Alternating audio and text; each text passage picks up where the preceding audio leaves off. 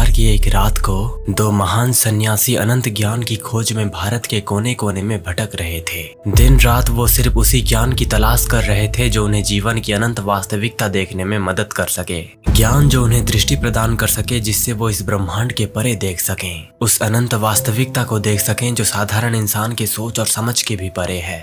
चलते चलते वो दो महान सन्यासी कब एक घनघोर विकराल जंगल में आ पहुंचते हैं पता ही नहीं चलता।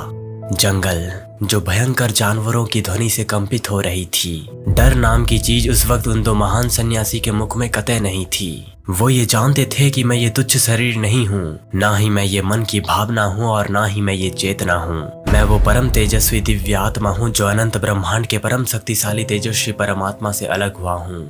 हाँ, मैं ये शरीर नहीं हूँ तो डर कैसा। ये सोचकर वो दोनों उस विकराल अंधकार सी जंगल के अंदर चले गए अपना सफर जारी रखने के लिए। जंगल बाहर से जितना डरावना दिख रहा था उतना था नहीं। चलते चलते वो दोनों तर्क जनित बातें करने लगे। पहले सन्यासी ने कहा कि वास्तविकता वास्तविक है, यह ठोस और अपरिवर्तनशील है।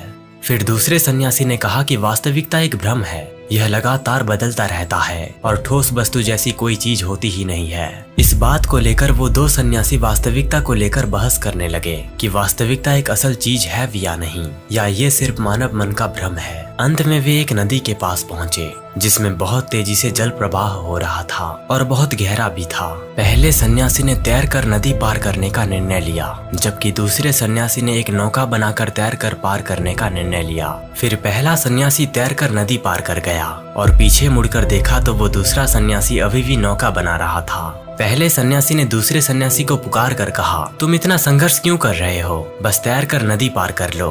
फिर दूसरे सन्यासी ने उत्तर दिया कि मुझे तैरना नहीं आता, मुझे पानी से डर लगता है। फिर पहला सन्यासी हंसा और बोला, तुम पानी से डरते हो लेकिन तुम तो भ्रम से नहीं डरते। दूसरे सन्यासी ने एक क्षण के लिए इस बारे में सोचा, फिर उसने कहा कि आपने सही कहा कि मैं भ्रम से नहीं डरता, मैं अज्ञात से डरता हूँ। पहला सन्यासी मुस्कुराया और बोला, अज्ञात डरने की चीज नहीं है, ये ऐसी चीज है जिसे तलाशा जाना चाहिए। दूसरे सन्यासी ने एक क्षण के लिए इस बारे में सोचा, फिर उसने कहा कि मैं बहादुर बनने की कोशिश करूंगा, मैं तैरकर नदी पार करने की कोशिश करूंगा।